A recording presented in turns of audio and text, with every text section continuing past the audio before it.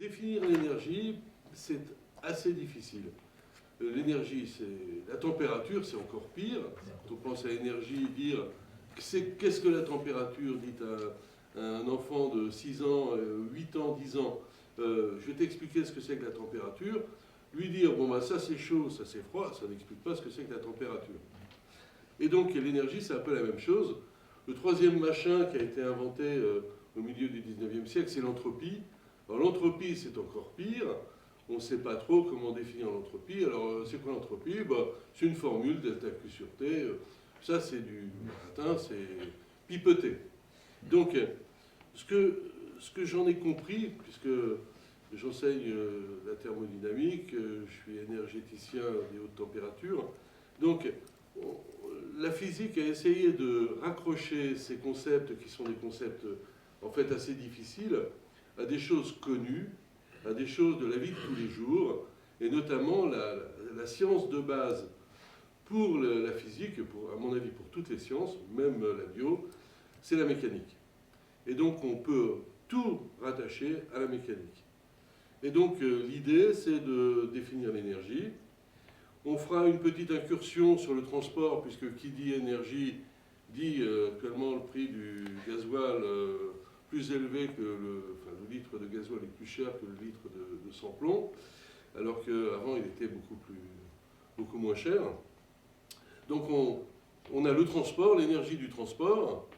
Les hommes politiques, dans des périodes de crise comme les nôtres, eh bien, ils vont de tout poil. Ah, la voiture qui consomme 1 litre au 100, elle existe déjà, mais on ne veut pas la fabriquer. On va voir si c'est possible, si c'est des bêtises balancées par les hommes politiques, ou si c'est vrai. Donc, je ferai un tour du côté des transports. Je vous montrerai, parce qu'on nous dit, oui, pour moins consommer d'essence, il faut rouler moins vite. On verra si c'est vrai, parce que, pour tout, savoir s'il vaut mieux se traîner avec des batteries dans sa voiture ou un petit réservoir d'essence qui n'est pas très lourd, hein, devant des batteries pour la même quantité d'énergie. On verra ça tout à l'heure. Et puis après, je parlerai de la chaleur. Alors l'énergie et la chaleur, c'est en fait la même chose, ce sont des joules. Et l'énergie sous forme de chaleur, on l'utilise pour se chauffer chez soi. Donc on nous dit qu'il faut isoler. Ouais, je veux bien, je vous montrerai un mur fait en isolant et un mur fait en métal très bon conducteur. Le profil de température dedans, c'est le même. Donc il y a autre chose qui est caché derrière. Je finirai par l'isolation des maisons, la cuisson des choses aussi, parce qu'on utilise beaucoup, on n'y pense pas, mais l'énergie, c'est la base de la vie. Sans énergie, on ne peut rien faire cuire. Si on ne fait pas cuire, je ne sais pas comment on va se nourrir. Manger de la viande crue et des pommes de terre pas cuites, c'est pas top.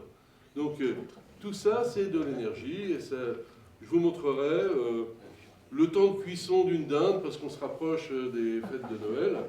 Alors je ne partirai pas avec une dinde, je partirai avec un exemple plus simple qu'on a dans un film, c'est Papy fait de la résistance, où les Allemands sont allés en Afrique et ont rapporté des œufs d'autruche, et ils s'amusent à manger des œufs d'autruche à la coque. Donc on fera le calcul de temps de cuisson d'un œuf d'autruche à la coque, avec les lois de la physique. Il suffit de transposer ça à la dinde. On sait faire cuire un œuf de poule, on apprend à faire cuire un œuf d'autruche. Un poulet, on en fait cuire un tous les dimanches. Une autruche, on ne va pas manger une autruche, on pourrait. C'est une grosse dinde. Donc passer du poulet à la dinde, on verra le temps de cuisson.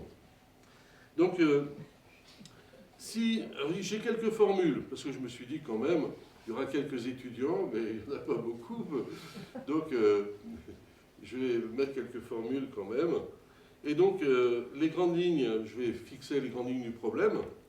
Je suis allé fouiller dans les dictionnaires de physique et autres. Je parlerai des transports, le chauffage domestique, l'éclairage, puisque l'éclairage, on a changé nos lampes pour passer à des lampes à économie d'énergie. Et je parlerai à la fin de cuisine. Je vous donnerai quelques recettes. Non, je ne donnerai pas de recettes. Donc, dictionnaire sur les mots chaleur et énergie. Alors, vous allez voir que ce n'est pas clair. les académiciens, je ne sais pas ce qu'ils font, mais ils disent chaleur, c'est la température élevée de la matière. Ce qui veut, à mon avis, rien dire. C'est soit de la chaleur, soit de la température. Par rapport au corps humain, c'est-à-dire qu'en gros, on est chaud, on est à 37 degrés, et la chaleur, c'est la sensation produite par un corps chaud. La chaleur d'un fer rouge, voire brûlure. Ensuite, température de l'air qui donne à l'organisme une sensation de chaud. C'est ça la chaleur. Donc c'est assez flou. Vous dites ça à quelqu'un, imaginez de traduire même ça, traduire l'idée qui est donnée dans le dictionnaire. Alors j'ai laissé tomber la chaleur pour les animaux, les chats, les chiennes et autres. Il y avait une troisième définition, j'ai laissé tomber. Et donc, deuxième définition, c'est un phénomène physique qui se transmet et dont l'augmentation se traduit notamment par l'élévation de la température. Donc, en gros, moi, pipo. L'énergie, alors je suis allé voir, l'énergie, là c'est plus caractère d'un système matériel. Donc il faut un système matériel, ça veut dire que s'il n'y a rien, il n'y a pas d'énergie. C'est faux, l'énergie elle est partout, dans le vide spatial vous avez de l'énergie. Capable de produire du travail, c'est-à-dire que l'énergie c'est capable de fournir du travail. Les formes de l'énergie, alors là, c'est énergie mécanique, énergie électrique, énergie thermique, énergie chimique, énergie nucléaire, et bien sûr, énergie renouvelable, provenant de sources naturelles non épuisables. Le soleil, on sait qu'il s'étendra un jour, mais dans très longtemps, c'est-à-dire par rapport, sans doute, à l'organisme humain qui a une durée de vie limitée. Donc les non épuisables, le soleil, le vent, les marées, etc. Il faut que la Lune continue à rester autour de la Terre, sinon la marée seront compromises. Alors je suis allé voir dans un dictionnaire de physique. Et ce dictionnaire de physique, il donne c'est mieux. C'est pas des académiciens, là, mais enfin, si une académie des sciences, ils doivent donner ce genre de définition. Un dictionnaire de physique dit, en physique, l'énergie est une grandeur qui mesure la capacité d'un système à modifier un état. Donc un état, c'est, par exemple, je suis au repos, si je veux me mettre à bouger, je vais passer d'un état de repos à un état de mouvement, il me faut de l'énergie. Sinon, ça ne marchera pas. Ou à produire un travail entraînant un mouvement. Donc c'est lié au mouvement, cette énergie, un rayonnement électromagnétique. C'est-à-dire que l'énergie, c'est capable de créer un rayonnement électromagnétique. Donc ça, c'est assez fondamental sur Terre, puisqu'on sait que ce qui réchauffe la Terre et ce qui nous envoie l'énergie pour que la vie, que le vent existe, pour que l'eau se mette à bouger, que les nuages existent, c'est le Soleil. Et le Soleil, c'est une source de rayonnement électromagnétique. Ou de la chaleur, c'est-à-dire que l'énergie, c'est soit du travail, soit de la lumière, des ondes électromagnétiques, le four micro-ondes, soit de la chaleur. Donc, cette définition, elle est pas mal. On va voir les trois choses. C'est-à-dire que le travail qui va entraîner le mouvement, ben, ça va être les bagnoles, les transports, savoir ce qu'il faut mettre dans le moteur pour pouvoir faire rouler la voiture. Le rayonnement électromagnétique, ben, c'est soit le four micro-ondes, soit la lumière qui éclaire, soit ben, ce qu'on appelle le corps noir, on verra ça après, ou la chaleur. La chaleur, elle est pas bien définie encore. Alors les unités, il y en a beaucoup, des unités d'énergie. L'unité du système international, c'est le joule, qui vient du physicien James Joule. Dans le passé, et pour les boîtes de biscottes, de régime, on parle de calories. Alors il y a la petite calorie et la grande calorie. La grande calorie, c'est 1000 petites calories. Donc la calorie, une calorie, c'est la quantité d'énergie qu'il faut donner à 1 gramme d'eau pour augmenter sa température de 1 degré entre 4 et 5 degrés Celsius. Donc c'est tout petit comme truc. Vous prenez un petit cube d'eau, vous lui donnez une calorie et ça va chauffer. Sur les compteurs électriques, et si vous regardez les consommations sur les compteurs Linky et autres, l'énergie n'est pas comptée en joules, elle est comptée en kilowattheure ou en wattheure. Alors, le kilowattheure, c'est pas une unité de puissance, le watt est une unité de puissance, et 1 kilowattheure, c'est 3600 joules. Les physiciens qui font de la physique de base utilisent une toute petite énergie, c'est l'électronvolt. C'est avec une puissance de 10, c'est 1 eV, un électronvolt, c'est 1,6, 10 puissance moins 19 joules. C'est tout petit, c'est de la physique quantique, la physique de base. Alors, on distingue, et là je suis d'accord, il y a 3 types d'énergie, on distingue 3 types d'énergie, mais c'est pour aller analyser les systèmes physiques. Il y a 3 trucs. Il y a l'énergie cinétique, c'est l'énergie du mouvement. Lorsque vous êtes dans votre voiture et que vous roulez à 100 km/h, votre voiture possède une énergie du mouvement, ça s'appelle l'énergie cinétique. Ici, l'énergie cinétique de la balle, ici, c'est donné par la formule bien connue, 1,5 de mv2. Le 1,5 est là pour faire joli, parce que très souvent, on applique des mathématiques sur ces formules, et quand on différencie le carré, eh bien, ça va faire un 2 devant, qui va se simplifier avec le 1,5. Donc le 1,5, il est là pour faire beau et pour simplifier les choses.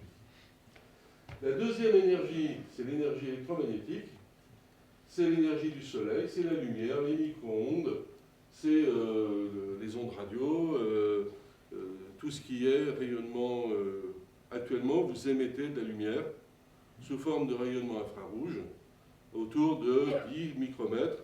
C'est de la lumière qu'on ne voit pas à l'œil nu, il faut une caméra spéciale pour ça. Les militaires connaissent bien.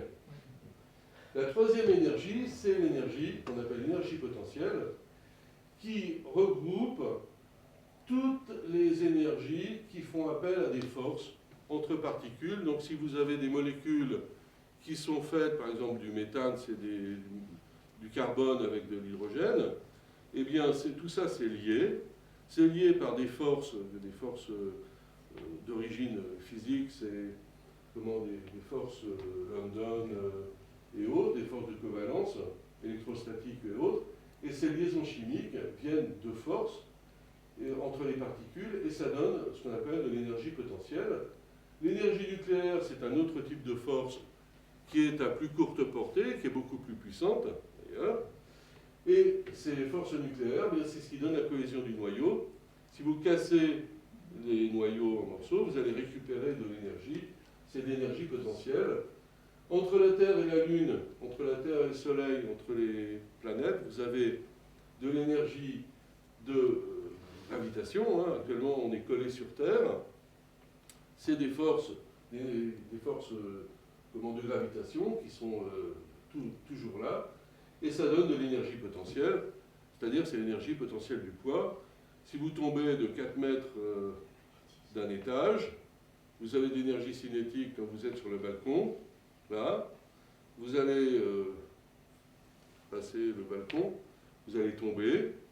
L'énergie potentielle va être transformée en énergie cinétique et vous allez vous écraser en bas. Donc cette énergie potentielle, ici, sert notamment de stockage de l'énergie intermittente. C'est soit des barrages, on peut pomper de l'eau quand on a des surplus d'énergie intermittente, on peut mettre de l'eau en hauteur et ça donne de l'énergie potentielle à l'eau, on peut la turbiner après. Ou bien alors, on peut fabriquer de l'hydrogène avec de l'énergie potentielle, l'énergie électrique. Ce sont des liaisons chimiques qui sont mises en jeu. Donc voilà les 3 types d'énergie avec lesquels on peut jouer. Là, ici, vous voyez le petit bonhomme, il se pose la question. Il y a l'énergie potentielle qui est stockée dans le rocher ici. Si le rocher tombe, eh bien, il va garder de l'énergie cinétique. Toute l'énergie potentielle qu'il avait entre ce point-là et ce point-là va se transformer en énergie cinétique et va écraser le petit bonhomme. C'est un homme préhistorique. Et la puissance dans tout ça, parce qu'on parle d'énergie et on parle aussi de puissance. Alors, la puissance, la définition est assez simple, parce qu'on vous parle de puissance du moteur, machin. La puissance, c'est une énergie divisée par une durée. C'est-à-dire que si je prends l'unité de la puissance, c'est l'énergie par unité de temps, c'est donné par le watt. Donc quand vous achetez une lampe qui fait une puissance de 100 watts, vous allez dissiper dans la lampe 100 joules chaque seconde. Alors il y a une unité qui est bien connue, c'est le cheval-vapeur. Le cheval-vapeur, c'est une unité qui a été développée. Alors il y a plusieurs définitions du cheval-vapeur. Il y a le cheval-vapeur impérial. Ça dépend des unités qu'on prend. Ça a été défini au XIXe siècle, lorsque les chevaux étaient l'unité de travail. Donc c'est la puissance développée par un cheval. Donc vous prenez un cheval qui soulève une masse de 75 kg, comme ça, sur une hauteur de 1 mètre en 1 seconde. Donc ça donne cette formule-là, et cette formule, c'est la masse soulevée, 75 kg. Alors je ne sais pas pourquoi 75 kg, c'est comme ça. C'est peut-être un sac de farine ou un sac de blé. Ou... 1 mètre, on voit ce que c'est. 1 seconde, c'est logique. Et on a l'accélération de la pesanteur, puisqu'il va falloir agir contre le poids qui tire vers le bas. Et ça donne un cheval-vapeur. C'est 735,5 watts, si on fait le calcul. Et donc, c'est arrondi à 736 watts. Pour fixer les idées, parce que lorsque l'homme n'avait pas de moteur à disposition, il utilisait la puissance motrice des chevaux, des bœufs et des chiens. Il y avait des chiens qui tiraient des charrettes sans problème. Au début du XXe siècle, à Paris, il y avait des tramways qui étaient tirés par des chevaux. Et pour que le service soit assuré, l'agglomération entretenait 16 500 chevaux pour tirer le tramway sur 38 lignes. Donc ça donne l'énergie qu'il fallait pour aller tirer le tramway. Alors c'était des tramways un seul wagon, et vous voyez l'énergie nécessaire, 16 500 chevaux. Alors si les chevaux travaillent pendant 1 heure par jour, un cheval, en gros c'est 736 watts quand il met le truc, donc vous comptez l'énergie dépensée, et tout ça c'est d'énergie qui, c'est pas du pétrole, c'est d'avoine. Ouais, donc l'avoine a été mise à pousser dans les champs, labourée par des bœufs, parce qu'à l'époque, il n'y avait pas de tracteur, il y avait donc des petites mains qui fauchaient. Donc, pour ça que le bon vieux temps. Hein. Donc voilà, les ordres de grandeur de l'énergie.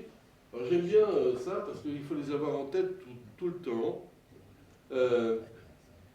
Et il faut se méfier parce que il y a des choses. Si vous regardez un être humain, alors pour connaître l'énergie nécessaire à l'être humain, il faut regarder la ration alimentaire que vous absorbez sur 24 heures. Sur 24 heures, la ration alimentaire, c'est 2000 kg. Alors c'est des grandes calories. Hein. C'est 2000 kilocalories. Alors ça dépend des hommes, des femmes. Il y a plus pour les hommes que pour les femmes. Je ne sais pas pourquoi. C'est comme ça. Et donc, transformé en joules, ça fait 8360 kilojoules.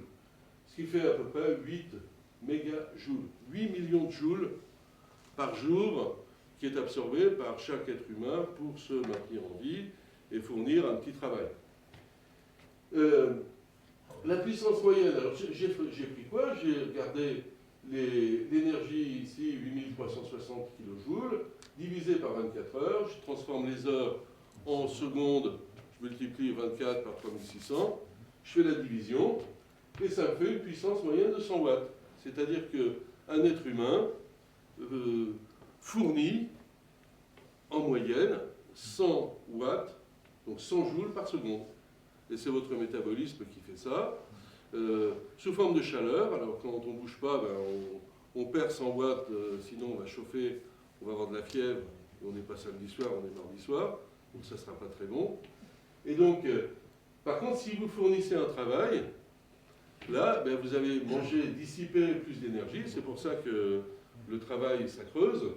Et si on regarde le maximum d'énergie que peut fournir un être humain sur une courte période, vous prenez un cycliste qui fait un sprint, il ne fait pas un sprint pendant 1 heure. Hein. Son sprint, c'est combien 5, 6, 7 secondes. Et il peut monter à des puissances qui sont de l'ordre du kilowatt, voire quelques kilowatts pendant un temps très très court. Donc, c'est le souci. Donc, imaginez pour... j'avais je suis tombé sur une vidéo où ils prennent un champion de course à pied. Enfin, le mec, il a des jambes ultra musclées. Il est sur un vélo avec une dynamo, un grille-pain, et il doit pédaler jusqu'à ce que le grille-pain grille une tartine. Et le gars, il tombe épuisé à la fin quand la tartine est grillée. Donc ça montre que l'énergie donnée par une personne, un être humain standard, c'est en fait assez peu. 1 litre d'essence. Dans 1 litre d'essence, vous avez 34 millions de joules. Donc, je demande toujours à mes étudiants s'il y a 1 million de joules, parce que je leur dis 1 million d'euros, vous faites quoi avec? Vous savez ce que c'est ou pas? Dans 1 million d'euros, on peut acheter une maison, on peut acheter tant de voitures, tant de motos, voilà, tant de robes Dior, donc des bijoux. Ça, ils savent. 1 million. Mais si je vous dis, je vous donne 1 million de joules, qu'est-ce que vous en faites? Alors 1 million de joules, pour savoir si c'est beaucoup ou pas beaucoup, avec 1 million de joules que vous mettez dans votre ballon d'eau chaude qui fait 100 litres, vous donnez ce million de joules à 100 litres d'eau, la température va augmenter de 2 degrés Celsius.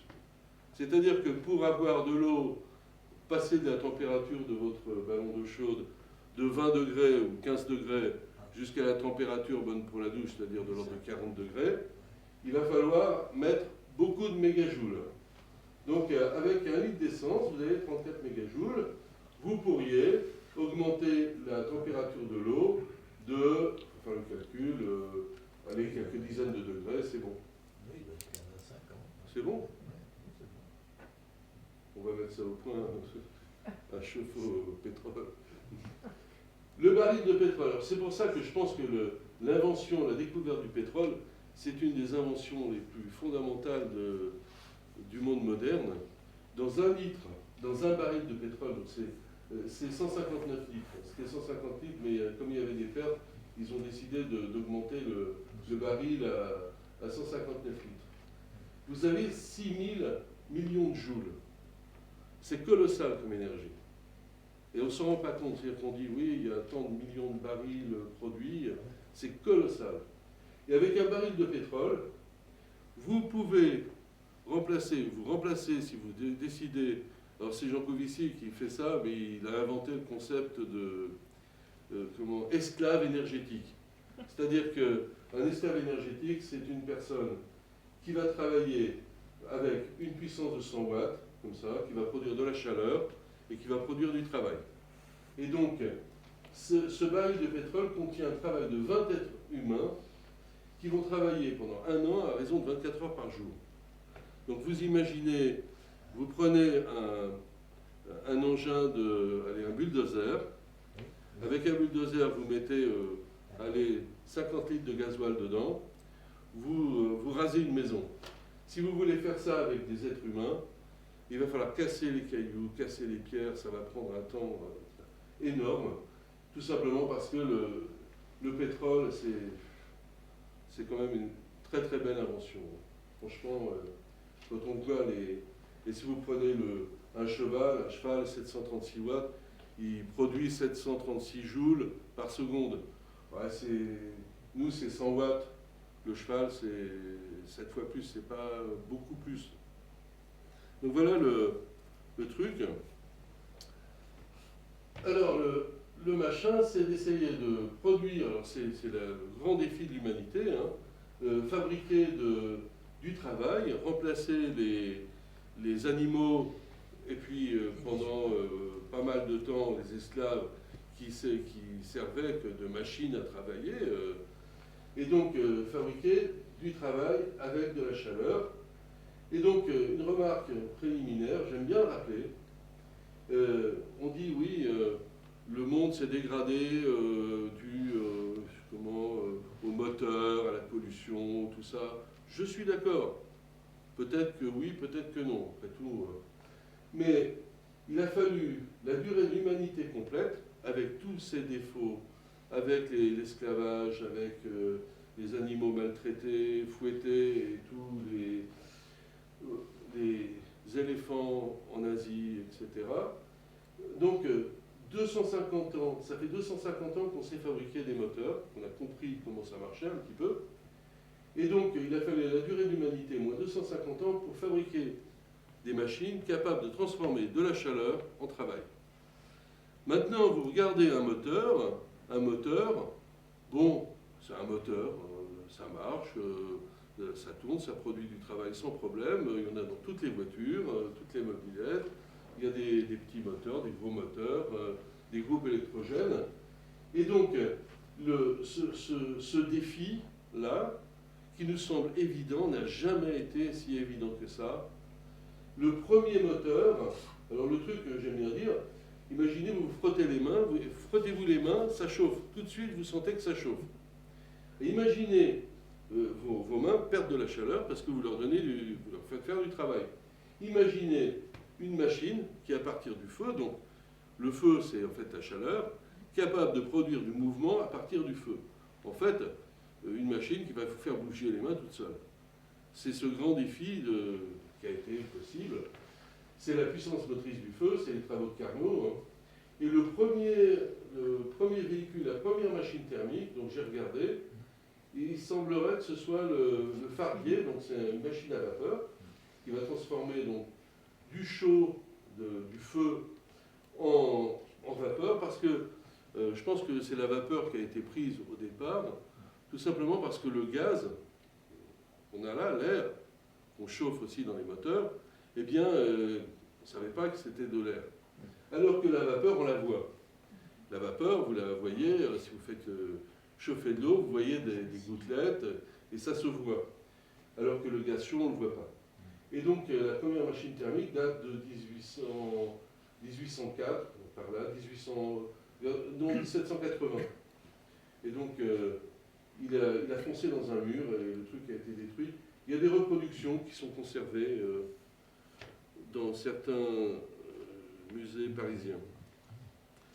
Alors, tout est basé, pour comprendre comment ça marche, tout est basé sur le modèle idéal, parce que les modèles en physique sont toujours idéaux, sinon on ne fait rien, ce qu'on appelle le gaz parfait, et basé sur la notion de température. Les deux notions sont liées, elles sont fondamentales. C'est de la physique de base. Les gens qui ont pondu ces théories se sont battus pendant pas mal d'années pour faire passer ce genre de choses, puisque ce sont des concepts de physique atomique, en gros. Alors, qu'est-ce que c'est qu'un gaz parfait? La définition est simple. Vous imaginez un bocal, là, autour de nous on a du gaz, vous imaginez un bocal, comme ça, et vous avez à l'intérieur du bocal énormément de particules. Donc ces particules sont soit des molécules si c'est un gaz moléculaire, soit des atomes si c'est un gaz atomique. Et donc ces molécules-là sont agitées d'un mouvement incessant, donc elles vont bouger dans tous les sens. Elles ne se connaissent pas, c'est-à-dire qu'elles ne s'attirent pas du tout. Bon, c'est faux, on sait que deux masses vont obligatoirement s'attirer, donc on dit que non, elles ne s'attirent pas. Et elles vont faire des collisions qui sont supposées élastiques et binaires. Binaire, ça veut dire que je n'ai pas le droit d'avoir de collision à trois particules. C'est obligatoirement deux particules. Pourquoi pas trois particules? Parce que deux particules, on sait faire le calcul complet. Trois particules, on ne sait pas faire. Donc on a limité à deux particules. C'est le modèle. Élastique, eh bien, tout simplement pour conserver l'énergie qu'on met au départ dans la boîte. Vous prenez une boîte, vous prenez des billes, comme dans Gaston Lagaffe, des balles super rebondissantes, vous jetez ça dans la boîte, vous fermez la boîte, ça va bouger dans tous les sens, et ça restera avec le mouvement que vous avez mis au départ. Il n'y a pas de perte d'énergie. Un gaz parfait ne perd pas d'énergie. Et donc, la thermodynamique classique est basée sur ce modèle de gaz parfait, et les calculs sont basés sur, tous les calculs sont faits avec le gaz parfait, qui n'existe pas, bien sûr. Donc on fait quoi? On part du gaz parfait, il est vachement simple, enfin, et on met des raffinements dessus, de manière à essayer de se rapprocher du comportement réel des gaz. mais le modèle de base, c'est celui-ci. Alors quand j'ai dit qu'on mettait beaucoup de particules dans la boîte, c'est là qu'il faut se méfier de notre cerveau et des puissances de 10. Il était une fois dans l'Ouest, il est dit que dans la banque de Santa Fe, il y avait des milliers de dollars. Et l'homme à l'harmonica lui dit oui, ça s'appelle des millions. J'aime bien la tirade. Mais... Pour fixer les choses, savoir si c'est beaucoup ou pas beaucoup quand on travaille sur des gaz. Je vais prendre 1 litre de gaz parfait. Donc vous prenez un volume, vous prenez une bouteille, vous fermez, dedans vous avez 1 litre de gaz parfait.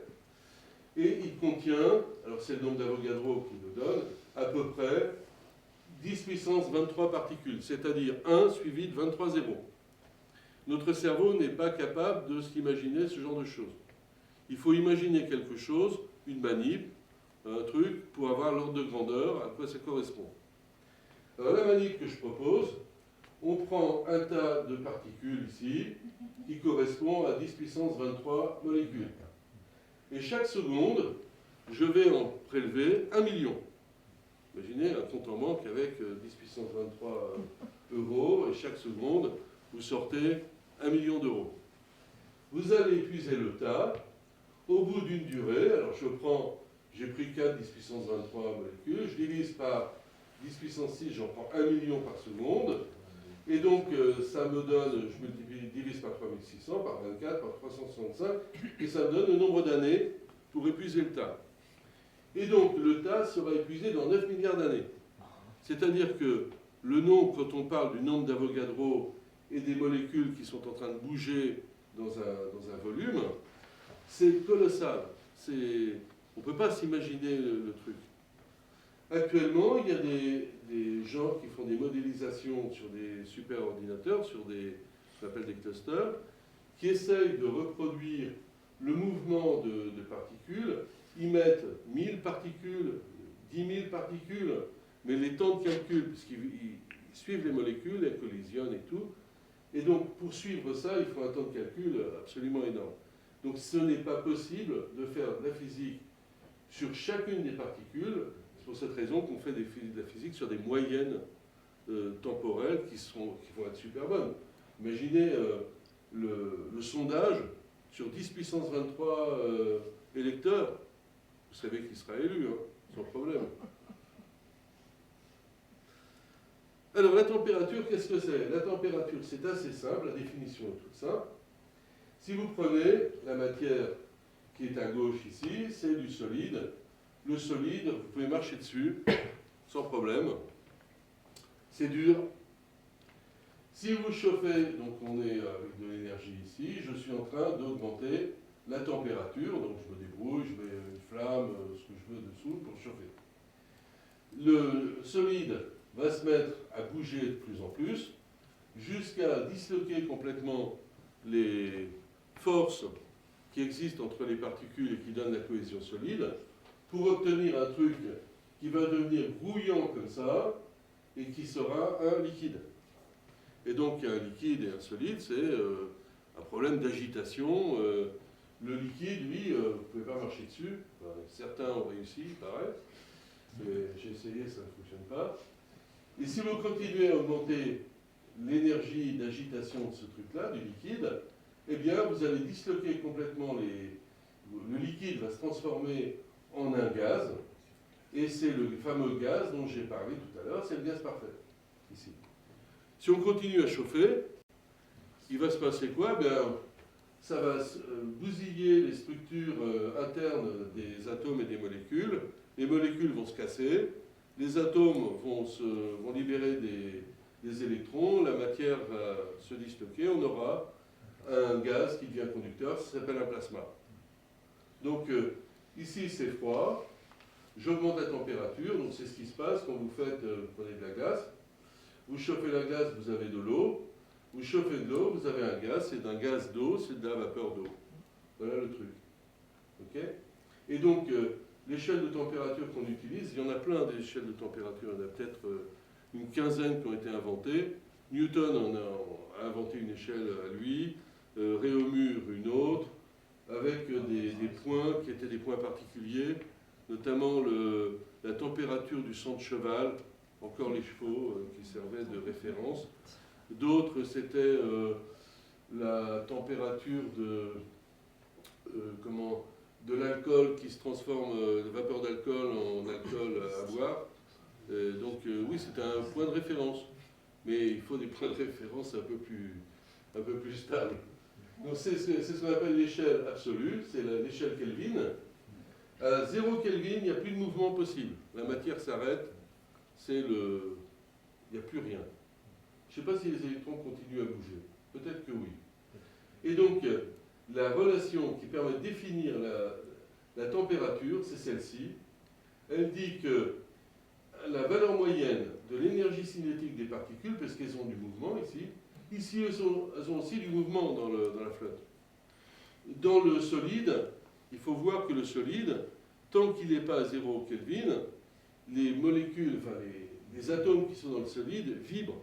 Ça bouge dans tous les sens. Mais ça reste limité, le mouvement est limité. Plus le mouvement est grand, à la fin, ça bousille tout, et puis là, vous avez le gaz. Donc la définition est là, c'est 1,5 de MV2 égale 3,5 de KT. C'est gravé sur la tombe de Boltzmann. Il avait donné ça comme définition, c'est la définition actuelle de la température. Personne ne voulait le croire. Eh bien, il a mis fin à ses jours à cause de ça. Tout de même. Et c'est gravé sur sa tombe, donc, avec S égale K log de oméga. Les vitesses des particules dans le gaz, il y en a beaucoup. Est-ce qu'elles vont vite, est-ce qu'elles vont pas vite? Parce que je vous ai dit qu'elles bougeaient dans tous les sens. Et ça, c'est ce qu'on appelle de la physique statistique. Alors, on fait le calcul, c'est assez simple à faire. Ce que j'ai fait, j'ai pris ici, donc c'est une probabilité d'avoir une vitesse donnée. Et ici, je mets la vitesse des particules. Je suis dans un gaz parfait, j'ai pris de l'azote. L'azote, c'est du diazote, c'est N2, c'est ce qu'il y a dans l'air. Il y a quasiment beaucoup d'azote et peu d'oxygène. Et beaucoup de CO2, quand même.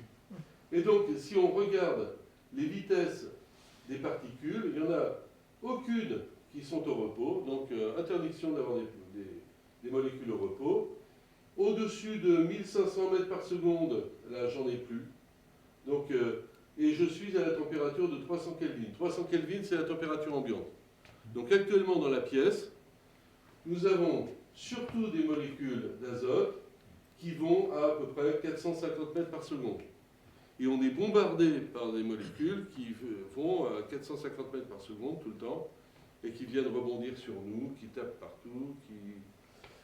Si je chauffe, alors je suis à 300 Kelvin ici, si j'augmente à 3000 Kelvin, je décale le maximum de vitesse qui est à 450 mètres, je passe à 1300 mètres par seconde, là, et là, l'énergie cinétique commence à devenir un peu méchante. C'est lorsque le gaz devient chaud, l'énergie cinétique est plus grande, et là, ça peut commencer à vous chatouiller, à vous brûler. Vous mettez la main dans un four à 100 degrés, vous allez voir que à 100 degrés, 100 degrés, ça fait 400 K à peu près. 400 K, il y a des molécules qui sont énergétiques, qui vont vous chauffer les mains. Le truc, c'est que plus les molécules sont petites et plus les molécules sont légères, plus elles vont aller vite. C'est comme les voitures de course et les camions. Et donc, pour une même température, les petites molécules vont très très vite. Et donc, si vous prenez les molécules d'hydrogène, ici, qui sont des molécules assez petites, c'est les plus petites molécules diatomiques que l'on connaisse, ces molécules-là, à la température ambiante, elles vont à 1750 mètres par seconde. Donc, la courbe, elle serait comme ça, ici, et elles sont piquées très à droite. Et donc, le souci, c'est que pour garder une atmosphère, il faut que la Terre, enfin, l'astre qui garde son atmosphère, retienne les molécules et que les molécules n'aillent pas plus vite que ce qu'on appelle la vitesse de libération qui dépend de la taille de la planète. Si la molécule va assez vite, sur Terre c'est 11 km par seconde, vous prenez un caillou, vous le jetez à 12 km par seconde, il va partir dans le Soleil. Si les molécules vont plus vite que cette vitesse de 11 km par seconde, eh bien elles foutent le camp et elles ne restent pas autour de la Terre.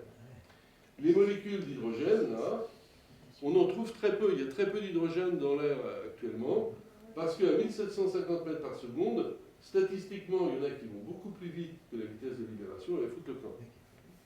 Ok? C'est pour ça que sur la Lune, vous n'avez pas d'atmosphère, elle est trop petite pour avoir une vitesse de libération supérieure à la vitesse d'agitation, et tout ce que vous mettez sur la Lune part dans le vide spatial. C'est le truc, vitesse de libération, c'est dans le roman de Jules Verne, où il prend un canon, un super canon, et il met des mecs dans un obus, et il tire l'obus, il dépasse les 11 km par seconde pour pouvoir sortir de l'attraction terrestre.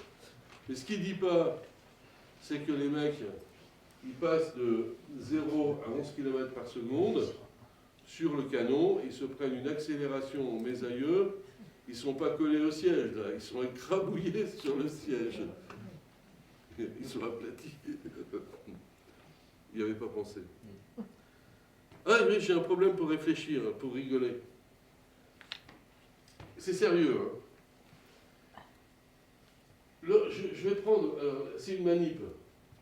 Je prends une cage avec un oiseau. Ok? Je pose, on pourrait le faire avec un oiseau. Non, il n'y a pas d'oiseau volant vivant. Donc je prends une cage avec un oiseau et je pèse, je mets ça sur une balance. Je pèse quoi? La balance m'indique le poids de l'oiseau plus la cage. Il est posé sur le perchoir, voilà. Ok? Tout le monde est d'accord? Maintenant, l'oiseau ne touche plus du tout le perchoir. Il reste comme ça, au milieu de la cage. Il brasse pratiquement pas d'air. Il reste comme ça. Qu'est-ce que je pèse ici? Eh ben, moi, je dis, je pèse uniquement la cage. La balance m'indique... Alors maintenant, je fais la même chose avec un gaz dans un bocal. Alors j'ai pris le bocal, ici, il y a son couvercle. À l'intérieur du bocal, vous avez les molécules. Et on a vu que les molécules, elles bougent tout le temps dans le bocal. Elles ne touchent pas le bocal. La majeure partie des molécules, elles sont au milieu du bocal. Il y en a qui vont rebondir sur les parois du bocal. Et la question que je me pose, est-ce que, ici, c'est comme si elles étaient en train de voler dans le truc, est-ce que la balance m'indique le poids du récipient plus du gaz? Ou bien alors, si j'ouvre le bocal, comme ça, est-ce qu'il y a une différence entre ici et là? Oui? Interro demain. Je pose passe-t-on le gaz ou non, donc je ne vous donnerai pas la solution, il faudra bien la chercher. C'est un problème de théorie cinétique des gaz. Ici, en fait, je ne dis pas tout. Lorsque vous avez ce bocal, là, est-ce qu'on pèse le gaz à l'intérieur? Oui. Si j'ouvre le bocal ici, alors il y a une chose, il ne faut pas oublier qu'autour, j'ai aussi de l'air. Il y a de l'air qui va venir taper dans tous les coins, et j'ai plus d'air en bas qu'en haut. Ça, c'est le problème de l'attraction terrestre. Ce qui fait que sur ce truc qui est fermé, il y a une force qui est dirigée vers le haut, qu'on appelle la poussée d'Archimède, et qui va venir ici. Il faudrait corriger ce qui est donné par la balance, là, alors qu'ici, je ne l'ai pas. J'ai juste le volume déplacé de l'air par le récipient, là, j'ai dessiné exprès assez gros. Donc entre ici et là, vous n'avez aucune différence de pesée. Si je veux peser le gaz à l'intérieur, il faut que je prenne une pompe à vide, que je vide le gaz, et là j'aurai véritablement le poids du gaz à l'intérieur de la balance. Donc c'est un truc... Alors, je dis ça aux étudiants, ils ne me croient pas. Je leur dis, ben, faites la manip. 1 litre d'air pèse 1,3 g. Donc avec une balance normale, ça se détecte ultra facilement. Donc voilà le truc. C'est un article, il y a une controverse là-dessus, Les physiciens se battent là-dessus. Ils s'excitent pour pas grand-chose. On va venir au transport. Le piston d'un moteur thermique. Alors, comprendre comment fonctionne un moteur. Donc, c'est un moteur à piston, là. Vous avez donc les différents temps, le moteur à 4 temps. Ce qu'il faut retenir, c'est que dans le piston, vous faites introduire un mélange d'air, donc c'est du gaz parfait. Souvenez-vous du nombre, un piston d'1 litre, vous faites rentrer un paquet de molécules dedans. Hein. Vous mettez un petit peu de vapeur d'essence dedans. Avec la bougie, vous allumez tout ça. Et puis le gaz va se chauffer. Donc chauffer, ça veut dire quoi? Il y a la combustion, c'est-à-dire que la chaleur de la flamme, ce n'est rien d'autre que des gaz brûlés qui sortent avec une haute vitesse de la flamme. C'est ça une flamme. Quand vous avez une flamme, vous voyez la flamme, qu'est-ce que c'est? Ce sont des gaz qui viennent de la combustion, donc qui viennent avec de l'énergie cinétique en plus. C'est pour ça que c'est chaud. Et donc ici, vous avez des gaz qui sont très chauds, alors que là, il est froid. Les gaz sont très chauds, ils vont beaucoup plus vite. On chauffe, donc ça va beaucoup plus vite. Lorsque les molécules tapent sur le piston, qui est la seule partie mobile, là, eh bien, ça va donner une force de pression, ça va taper dessus et pousser le piston, et c'est ce qu'on appelle le travail. C'est-à-dire que ce sont les chocs sur le piston qui donnent le travail. Il se passe la même chose pour les éoliennes. Lorsque vous avez la machine et le vent qui poussent dessous, ce sont les molécules d'air qui viennent taper sur l'éolienne, qui la mettent en mouvement. Et donc, le moteur thermique fonctionne de cette façon-là. Donc en fait, la chaleur dont je parlais tout à l'heure, c'est l'énergie cinétique des molécules qui sont plus chaudes ici et qui vont pousser sur le piston. Donc elles vont perdre cette chaleur en donnant du mouvement au piston. Voilà le truc. Le problème, c'est que vous voyez, ici ça ne se voit pas bien, ici les molécules qui sont chaudes, il y en a plein qui vont taper sur les parois de tous les côtés. Elles ne vont pas toutes taper sur le piston. C'est-à-dire qu'au lieu de rebondir sur le piston et de le pousser, il y en a qui vont aller sur les côtés et qui vont chauffer les côtés. Tout ce qui part ici en choc sur les côtés, eh bien, ne participe pas au déplacement du piston. Donc tout ça, c'est de l'énergie foutue, perdue. Et c'est là que se cache le deuxième principe de la thermodynamique, qui est un principe bizarre. C'est un drôle de principe, ce truc. Il dit, alors, l'énoncé le plus beau, je trouve, se dit « La chaleur ne passe pas spontanément d'un corps froid vers un corps chaud ». Voilà la définition du deuxième principe. C'est-à-dire que si vous avez de l'eau froide, de l'eau chaude, vous avez un compartiment avec de l'eau froide, de l'eau chaude, vous les mettez en contact, vous n'aurez pas de l'eau plus froide avec de l'eau plus chaude, vous aurez obligatoirement de l'eau chaude qui se refroidit et de l'eau froide qui se réchauffe. C'est ça le deuxième principe. Faites des maths avec ça après. Et donc, pour avoir du travail, il dit qu'il faut 2 sources de chaleur à température différente. S'il n'y a pas 2 sources pour échanger, le moteur ne fonctionnera pas. En gros, vous n'avez qu'à essayer avec vos moteurs de voiture, vous enlevez le refroidissement, vous verrez ce qu'il arrive, le moteur va s'arrêter de fonctionner. C'est un principe bizarre, mais il est comme ça. Et donc,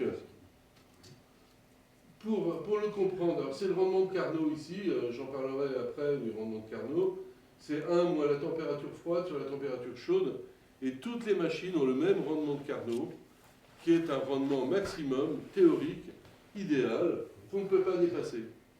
Et donc, vous pouvez regarder votre rendement de Carnot, vous êtes une machine thermique, vous produisez du travail à l'extérieur, la température froide, c'est la température que vous avez dans le milieu où vous êtes, 20 degrés. Température chaude, c'est les 37 degrés que vous avez, et vous calculez votre rendement, ça fera 1 moins. Donc il faut mettre les températures non pas en degrés Celsius mais en Kelvin. Donc il faut rajouter 273 à chacune. Et vous avez un rendement de quelques pourcents, pas plus. Le rendement de la machine thermique humaine n'est pas top. Pour comprendre ce principe, il faut introduire l'entropie. Et l'entropie, c'est une mesure du désordre de quelque chose. Alors, il y a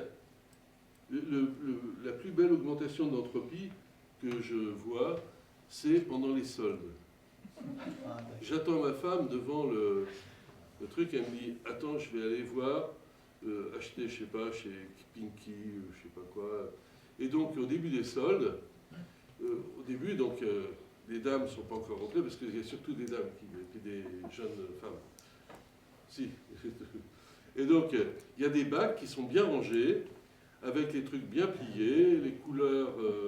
Et donc, je les regardais, donc, au début, c'est bien rangé. Il y a une ou deux personnes qui sont là pour tout replier, pour remettre de l'ordre dedans. Et donc, alors je les regarde faire, et puis, au bout d'un certain temps, ben, hop, elles prennent, elles déplient, puis elles posent à côté. Et donc, à la fin, on ne peut pas faire plus bordélique que ce qui est dans le bac. Donc, l'entropie est devenue, le désordre est devenu maximum, on ne peut pas faire pire. Donc, c'est le maximum d'entropie. C'est une théorie d'information. Il se passe la même chose quand vous faites des photocopies, de photocopies, de photocopies, de photocopies. À la fin, vous avez une feuille qui, normalement, devient grise. Même si la photocopieuse est de très bonne qualité. On avait ça, à mon époque, mais peut-être à la vôtre aussi, quand on s'amusait à dupliquer des cassettes audio. Il y avait la cassette audio qui était recopiée par le copain, et à la fin, le souffle augmente, augmente, augmente, et à la fin, l'information est complètement dégradée. C'est ça, le second principe est caché là. C'est pour cette raison que nous vieillissons, parce que notre entropie augmente, le désordre, la reproductibilité des cellules et autres fait qu'on ne peut que dégrader l'information. Terrible. Et donc, à la fin, en fait, l'entropie, il est caché dans la chaleur. La chaleur, c'est une forme dégradée d'énergie. Alors, pour s'en convaincre, j'ai pris la navette spatiale en train de rentrer, quand elle rentrait, la navette américaine.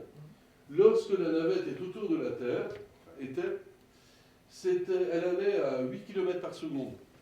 Donc, elle pèse 100 tonnes. Imaginez une masse de 100 tonnes qui tourne autour de la Terre. Ça fait du 30 000 km/h. Elle est en orbite autour de la Terre. Elle a uniquement d'énergie cinétique. Elle frotte sur rien. Cette énergie cinétique-là est unique, parfaitement ordonnée.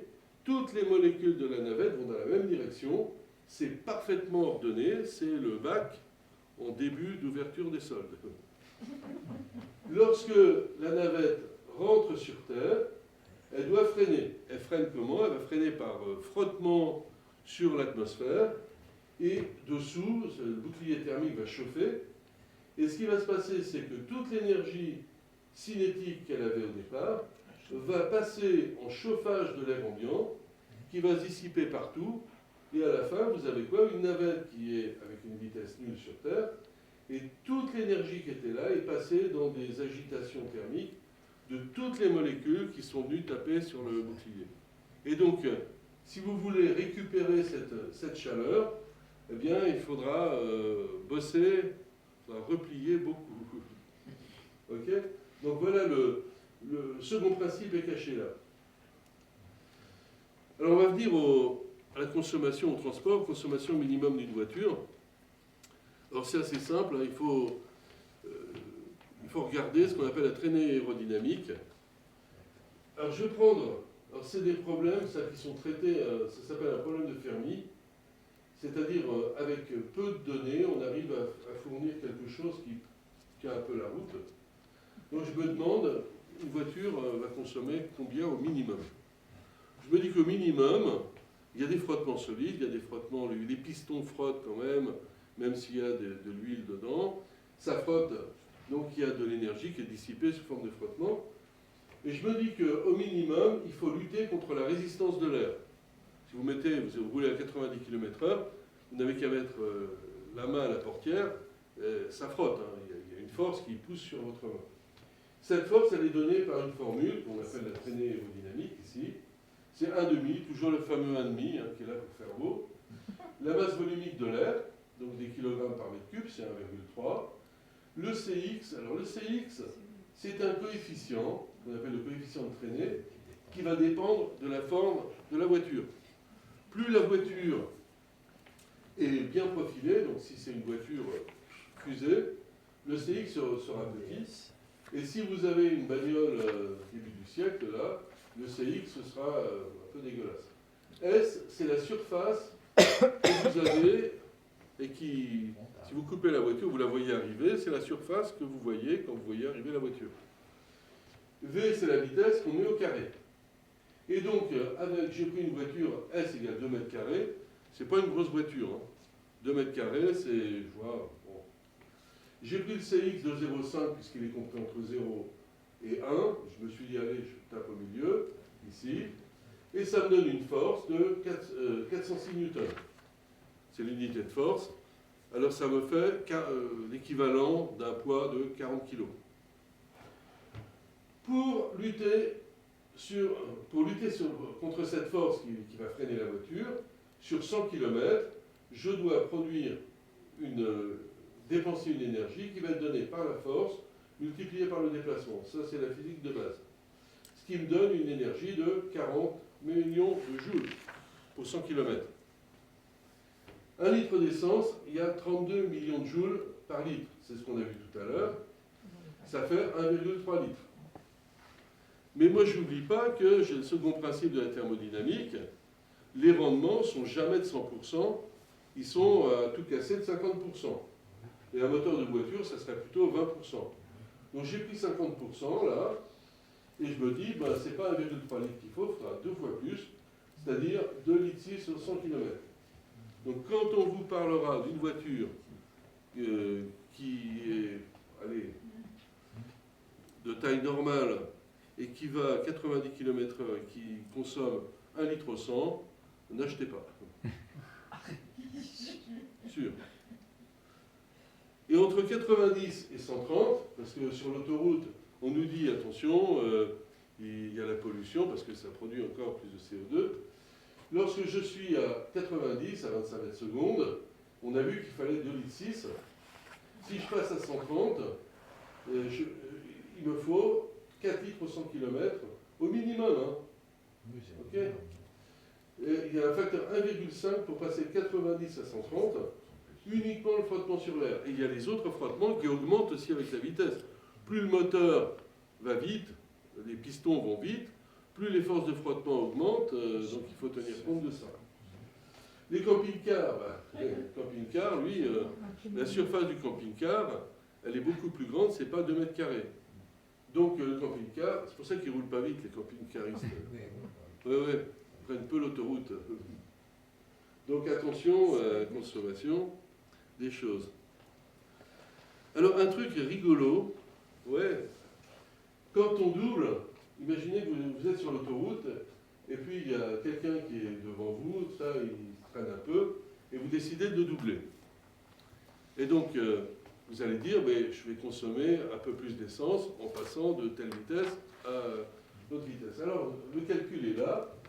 Je décide, j'ai une bagnole de masse M, ici, et je suis sur l'autoroute, et je veux passer de la vitesse V0 à la vitesse V1, qui est V0 plus une variation de vitesse. Je passe de 100 à 130. L'énergie cinétique va passer de 1,5 de mV0 carré à E1, 1,5 de mV1 carré.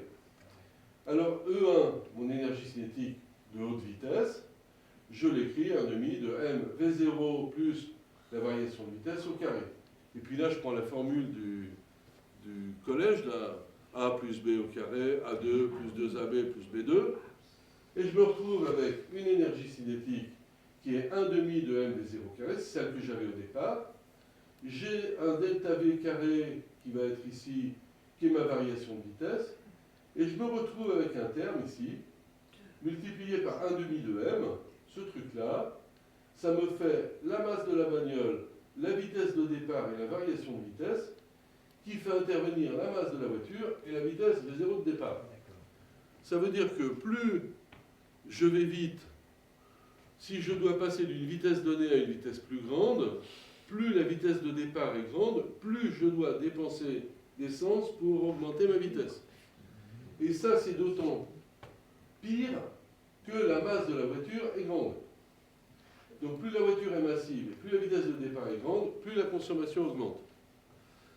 Donc je pense à la voiture de M. Tesla, celle qui permet d'avoir une autonomie de 500 km électrique, dans lequel il y a 600 kg de batterie.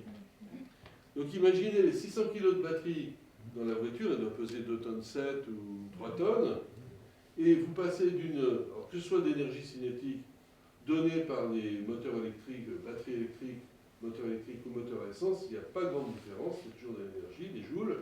Et donc, ce truc-là, bon, pour cette raison que je pense que l'avenir, ce seront les petites voitures, type voiturette, les amis, les petites, là, les plus petites, oui, oui. Non, les amis pour le covoiturage. Donc, avec peu de données, on peut faire pas mal de choses. Alors maintenant, on va aller chez vous, bien chauffé, éclairé. Et donc, on va s'intéresser uniquement à la chaleur. Alors, pour voir ce que c'est que la chaleur et comment ça se comporte, la chaleur se comporte comme un fluide. C'est-à-dire qu'il y a des écoulements de chaleur, la chaleur passe d'un endroit à l'autre, comme si c'était la mécanique des fluides. Et on a 3 modes, on coupe les choses en 3 trucs, 3 modes d'écoulement de la chaleur. Alors là, c'est un petit déjeuner. Donc si vous faites un petit déjeuner, vous allez avoir du café chaud que vous mettez dans une tasse. La tasse, ici, au départ, est à la température de la cuisine, si vous prenez le petit-déj dans la cuisine. Et donc, vous prenez du café, vous mettez le café chaud dans la tasse, vous attendez un petit peu, et vous touchez la tasse à l'extérieur, elle devient chaude à l'extérieur. C'est-à-dire que la chaleur, la température a augmenté à l'extérieur, la chaleur est passée de l'intérieur de la tasse et a traversé la paroi de la tasse sans mouvement de matière. C'est-à-dire que la tasse reste tasse solide. Elle ne s'est pas déformée, quoi que ce soit. Et donc c'est le phénomène, ça qu'on appelle la conduction thermique. Le deuxième mode, vous prenez une cuillère, vous la trempez dans le café chaud, vous attendez un peu, vous sortez la cuillère, vous la touchez, elle est chaude. Et vous la maintenez comme ça devant vous pendant un certain temps, vous la touchez, elle est redevenue froide. Il s'est passé quoi? Bien, vous avez la cuillère qui était chaude dans l'air ambiant, qui est venue toucher les molécules d'air qui sont autour, ça fait un écoulement d'air autour, il y a un mouvement de matière, c'est de la mécanique des fluides, et ce phénomène s'appelle la convection thermique. Il y a 2 types de convection thermique. Il y a la convection naturelle, celle, en ce moment, vous êtes en train de vous refroidir par convection naturelle dans la pièce. Pour refroidir, il faut souffler sur la cuillère avec la soupe, vous soufflez dessus, c'est la convection forcée. Si vous soufflez de l'air dessus, eh bien ça va refroidir mieux, et c'est ce qu'on fait pour refroidir les... C'est ce qui se passe dans vos voitures. Lorsque vous avez le truc devant, ça s'appelle comment le truc devant? Ventilateur? Le radiateur. En fait, ce n'est pas un radiateur que vous avez. Un radiateur, on le verra tout à l'heure, c'est un truc qui émet du rayonnement. C'est un convecteur que vous avez devant, qu'on appelle radiateur, mais convecteur. Et lorsque vous êtes dans un embouteillage, eh bien, ce n'est pas suffisant pour refroidir suffisamment le radiateur. Donc, il y a une hélice qui se met en route, de manière à passer de la convection naturelle à la convection forcée. Et lorsque vous roulez, vous êtes en convection forcée, obligé. Le troisième mode, c'est celui-ci. Vous faites griller des tartines avec une résistance que vous chauffez. La résistance ici devient rouge. Et donc, sans que le pain touche la résistance chauffée, eh bien, le pain grille. C'est un transfert radiatif, c'est transfert par rayonnement. C'est très efficace, hein, c'est ce qui se passe entre le Soleil et la Terre. Et ça chauffe. Donc c'est les 3 modes qui existent de manière simultanée, mais on aime bien les séparer, puisqu'il y a 3 théories différentes. Donc la conduction, c'est ce qui va être étudié par Fourier, qui est ici. Le Fourier, il était parti faire la campagne d'Égypte avec Napoléon, Et il s'est chopé une fièvre là-bas, et il était tout le temps fiévreux. Et il s'est posé la question de savoir pourquoi il avait toujours de la fièvre. Donc il s'est intéressé à l'écoulement de la chaleur au sein des corps, notamment du sien. Et donc c'est pour ça qu'il a étudié le passage de la chaleur à travers un milieu sans mouvement de matière.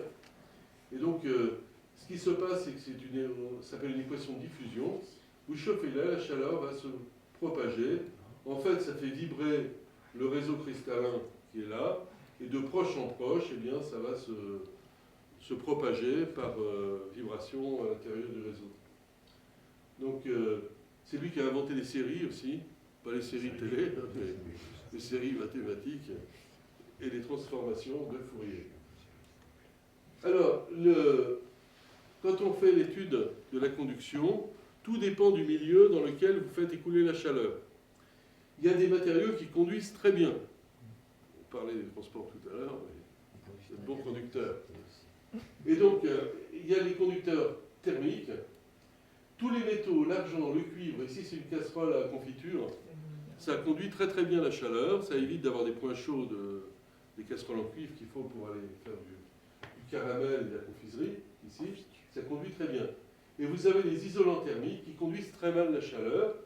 L'air est un mauvais conducteur thermique. Hein. Les matériaux de construction, moyens, et les matériaux servant à l'isolation, laine de verre, laine de roche, en fait, tous ces matériaux-là sont pleins d'air. À une fête de la science, tiens, je redemanderais peut-être ça, pour aller faire des isolations, pour simuler la fabrication de la laine de verre, j'avais fait louer à Centre Science une machine de fabrication de barbe à papa. C'est la même technologie. Au lieu de prendre du sucre, on prend des perles de verre, on chauffe beaucoup plus haut, ça fait fondre le verre et ça fait des fibres de verre, comme ça, c'est de la laine de verre. Si je regarde un mur, alors un mur c'est en transfert thermique, ça peut être n'importe quoi, c'est peut-être un mur de construction, ça peut être aussi une crêpe, un steak que vous mettez dans la poêle. Vous avez toujours un côté que vous mettez à la température élevée et l'autre côté à la température basse. Donc ici, TC pour chaud, TF pour froid. Et donc si vous regardez, vous mettez par exemple 20 degrés ici, 0 degré ici, la température à l'intérieur du mur, quel que soit le matériau, conducteur ou isolant, ça sera la même chose. On se demande pourquoi on isole. En fait, ce n'est pas le profil de température qui modifie les choses, c'est ce qu'on appelle la conductibilité du matériau, c'est-à-dire la quantité de chaleur qui va traverser le mur avec ce profil de température. Si je mets de l'argent ou du cuivre, je vais avoir une quantité de chaleur énorme qui passe pour la même courbe ici, la même droite de tracé. Si je prends de la laine de verre, j'aurai le même profil de température, mais moins de chaleur qui passe. C'est ça l'isolation. Donc, en réalité, tout à l'heure, j'ai fixé la température du mur, là, à gauche et à droite, et je vais dire que c'est le mur d'une maison. Alors, il y a plusieurs murs dans les maisons. Vous avez les murs des vitres. Ça peut être une vitre, ça peut être une toiture, ça peut être un plancher. Tout ça, ce sont des murs. Pas obligatoirement un truc vertical. Et donc, j'ai fixé la température ici chaude, la température froide ici. Mais il y a un autre phénomène, c'est la convection et la conduction. La convection, c'est la chaleur de l'air qui est au contact du mur. Ici, très loin, j'ai des températures chaudes. Vous avez de la convection, donc de la chaleur qui passe entre l'air et la surface du mur. Ensuite, c'est relayé par de la conduction. Et ensuite, j'ai reconvection pour aller vers la température froide. OK ?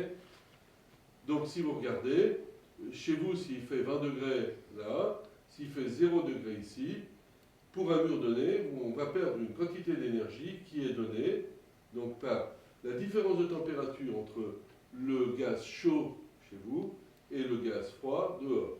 TC moins TF. C'est proportionnel à ça. C'est ce que vous allez payer à EDF, ou payer en gaz, ou payer en gasoil, ou payer en pellet de bois. Si je diminue la température TC, ici, de 1 degré Celsius, imaginez que je passe de 20 degrés à 19, comme on nous ennuie dans les administrations. Est-ce qu'on gagne beaucoup? Alors, je suppose que dehors, il fait 0. Lorsque je suis à 19, la quantité de chaleur que je perds va être proportionnelle à cette différence de température. C'est-à-dire que je vais avoir 19 degrés moins 0. Si je mets 20 degrés dans la pièce, je perds une quantité de chaleur qui est 20 moins 0. Q19 sur Q20, je fais le rapport de ça sur ça, c'est 0,95. C'est-à-dire que je gagne 5% en baissant de 1 degré. Alors c'est pas mal quand même, mais ça va dépendre du coût. Parce que si on dit, ouais, vous allez baisser de 1 degré, ça va baisser votre consommation de 5%, 5% de je sais pas combien, puisque je sais même pas combien j'ai de kilowattheure chez moi. Vous non plus. Ce qu'on connaît, c'est la facture. Ouais. Donc ici, 5% c'est beaucoup, surtout si les kilowattheures augmentent. Donc c'est à ce niveau-là qu'il faut voir les choses. Ok? Donc ça doit marcher normalement. Mais si vous baissez plus, vous allez gagner plus. Transfert radiatif. Donc ça c'est... j'aime bien les transferts radiatifs, c'est de la physique de base.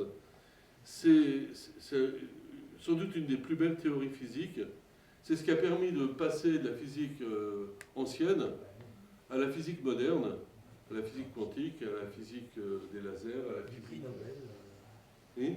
La physique du prix Nobel. La physique, oui, du prix Nobel. Et donc, c'est Max Planck qui a dépatouillé les choses. Les physiciens s'arrachaient les cheveux, ne comprenaient pas pourquoi un matériau chauffé pouvait émettre de la lumière. Les ampoules à incandescence, on sait comment ça marche. Pourquoi est-ce qu'un morceau de charbon émet de la lumière rouge? C'est quelque chose qui les a ennuyés pendant des années. Et donc, tout est basé sur ce qu'on appelle le modèle du corps noir. Alors, c'est Max Planck qui a fait ça. Il est mort en 1947. Son fils, le fils de Max Planck, faisait partie d'un complot pour buter Hitler. Et il s'est fait attraper et il a été buté pour ça. Donc, le corps noir, la définition du corps noir, c'est un corps quelconque qui absorbe la totalité du rayonnement qu'il reçoit. C'est-à-dire que le seul corps noir de bonne qualité qu'on connaisse, c'est le Soleil. Donc de dire que le Soleil est un corps noir, vous allez dire, un peu bizarre, il est bien brillant, et c'est la définition du corps noir. Vous envoyez de la lumière dans le Soleil, il va absorber tout ce qu'il reçoit, il absorbe. Et le truc, c'était fait, les expériences étaient faites au XIXe siècle avec de la lumière du Soleil, c'est-à-dire qu'un truc qui absorbait le rayonnement solaire était considéré comme un truc noir. Par exemple, si vous prenez un pull noir que vous mettez au soleil, pourquoi est-ce qu'il est noir? Parce que la lumière du soleil est absorbée par le pull noir, il n'y a pas de lumière qui part du pull noir vers vos yeux. Donc ça vous semble noir. C'est pour ça que ça s'appelle corps noir pour ça. Et si vous regardez une habitation avec des volets, ou enfin, des fenêtres, même s'il fait jour, vous regardez, vous voyez de loin, l'intérieur d'un appartement qui a des fenêtres fermées, vous verrez que les fenêtres vous paraissent noires. Tout simplement parce qu'il y a peu de lumière qui vient de l'intérieur de l'appartement vers vos yeux. Vos yeux, si vous regardez votre camarade, la personne qui est à gauche, vos yeux sont pleins de lumière, ils reçoivent de la lumière, vos yeux. Mais lorsque vous regardez la pupille de quelqu'un, elle semble être noire, parce qu'il y a peu de lumière qui part de l'intérieur de l'œil vers vos yeux, donc c'est un corps noir. Ok? Donc, actuellement, un corps noir, c'est un four. Donc, on ne peut pas faire des fours au-delà de 1400, 1500 degrés Celsius, sinon après ça fond. Donc un corps noir, c'est en fait un four qui est très bien régulé en température. Ça coûte très cher pour ça, mais vous avez, pour faire cuire la dinde, à Noël, c'est un corps noir, vous prenez. Ok? Donc le modèle du corps noir, oui, je vous mets la formule parce qu'elle est vraiment très très belle. C'est la loi de Planck. Ça permet d'expliquer pas mal de choses. Ce que j'aime de cette loi, c'est ça. C'est ce qu'on appelle l'imitance spectrale du corps noir, c'est des nombres de watts par mètre carré, par intervalle de longueur d'onde. Et le truc qui est rigolo, c'est le -1 qui est ici. Ce -1, il cache un truc, c'est l'effet laser. Et en 1905, Einstein a travaillé sur cette... En 1910, il a travaillé sur cette loi, ici, la loi de Planck, ça s'appelle la loi de Planck, et pour expliquer le -1, parce que c'est pas normal qu'il y ait un -1, mais ça colle avec la réalité, il a introduit ce qu'on appelle l'émission stimulée, et l'émission stimulée, c'est l'effet laser. Donc en 1910, on savait qu'il y avait cet effet-là, et il a fallu attendre les années 1960 pour fabriquer en vrai, technologiquement, un laser. Le premier laser à gaz a été fabriqué après, mais c'est ce phénomène-là. Donc le -1 cache le laser. C'est anecdotique, c'est rigolo. Alors le modèle du corps noir, le voilà.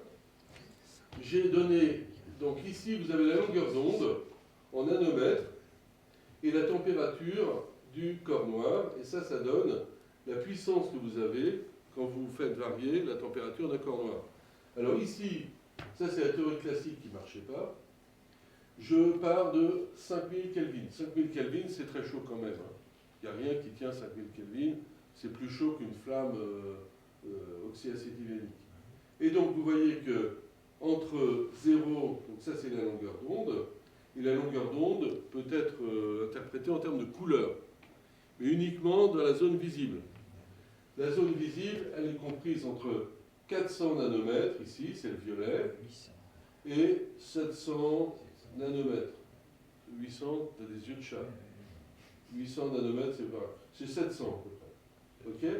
Et donc vous voyez que plus on chauffe, plus la courbe, donc c'est la courbe rouge à 3000 Kelvin, donc ça c'est chaud, 4000, 5000, et on voit que le maximum, il se déplace. Il se déplace vers la gauche, ici. Le rouge, il est à droite, et le violet est à gauche. Ok? Lorsque vous avez des choses très chaudes, elles vous sembleront très blanches. Dedans, il y aura toutes les couleurs de l'arc-en-ciel, ce qui vous donnera un spectre, une couleur blanche. Si c'est très très très très chaud, ça vous semblera bleu. C'est pour ça que quand vous regardez le ciel avec les étoiles l'été, vous avez des étoiles qui vous semblent être bleues. Les étoiles qui sont bleues sont les étoiles qui sont les plus chaudes.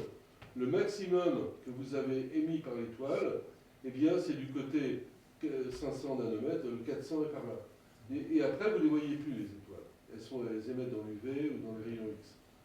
Ici, c'est les étoiles qui sont moyennement chaudes, elles peuvent être rouges. Et à la fin, si elles sont trop froides, vous ne les voyez plus. Et donc ici, 5000, c'est à peu près le spectre du Soleil, ici. Le Soleil est à 5800 à peu près, la surface du Soleil. Il émet surtout autour de 600 nanomètres, ce qui est la couleur jaune, verte. Le Soleil est vert.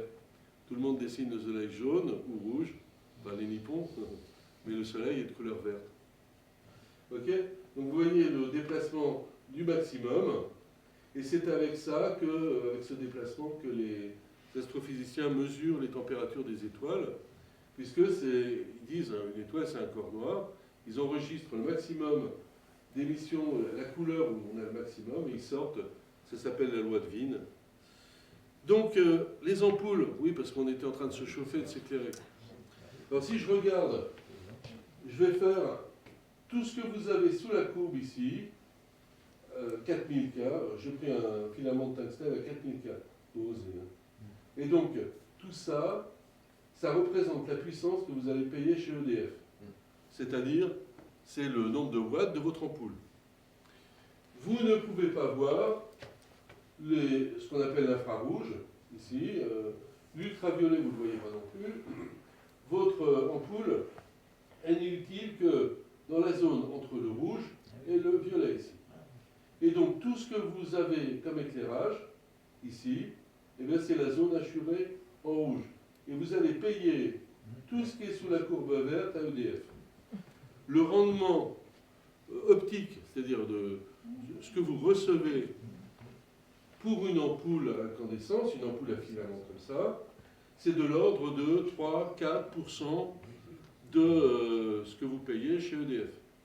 Et donc, c'est pour cette raison que c'est interdit maintenant, c'était une absurdité énergétique, mais quand même, quand vous mettez dans une maison une dizaine de lampes à 100 watts, ça fait un petit kilowatt, et un petit kilowatt, ça chauffe.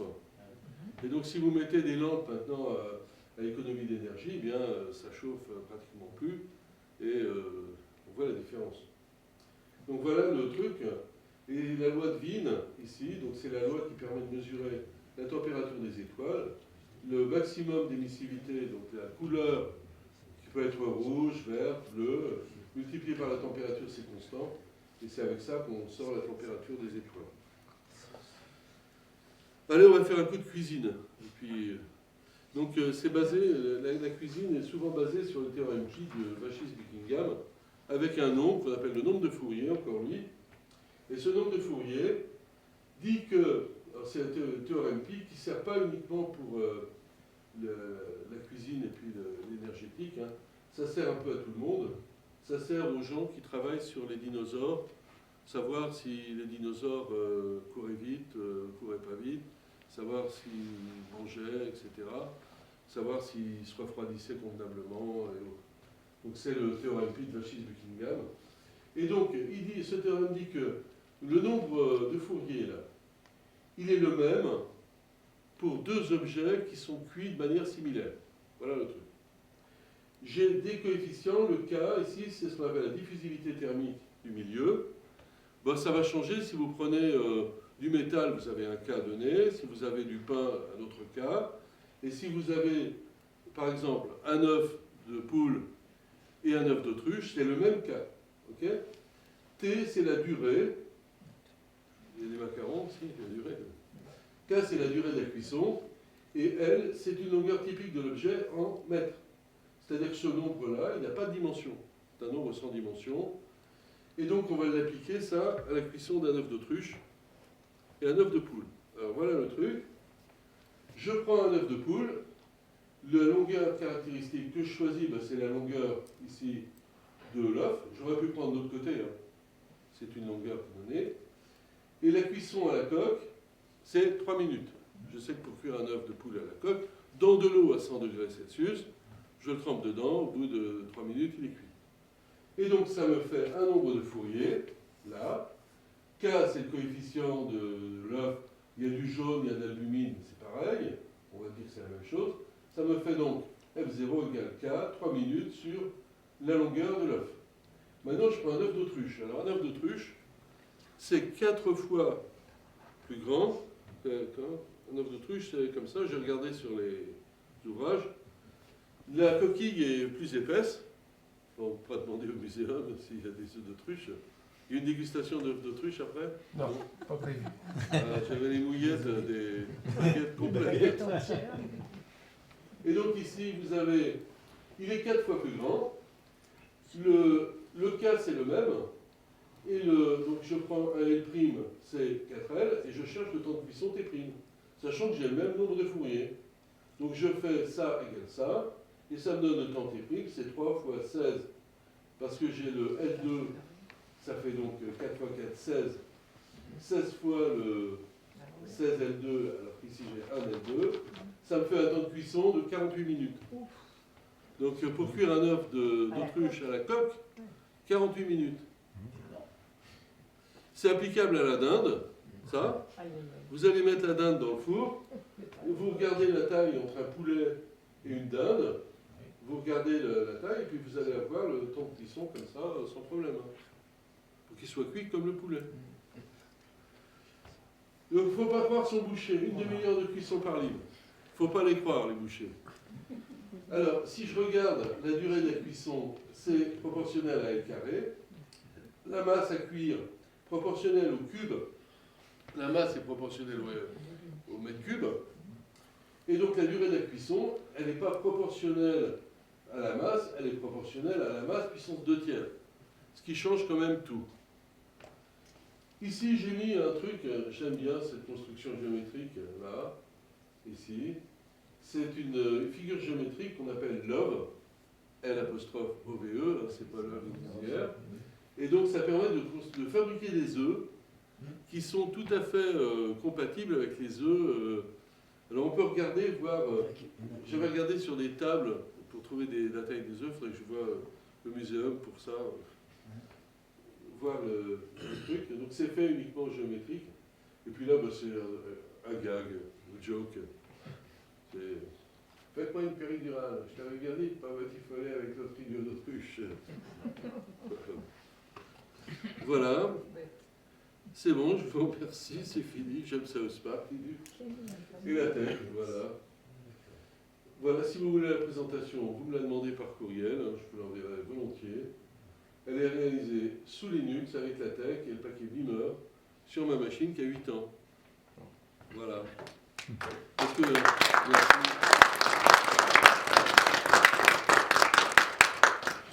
Énergétiquement, il faut faire attention à ce qu'on fait. Et fabriquer un ordinateur, ça pompe beaucoup d'énergie, ça pompe des matières premières.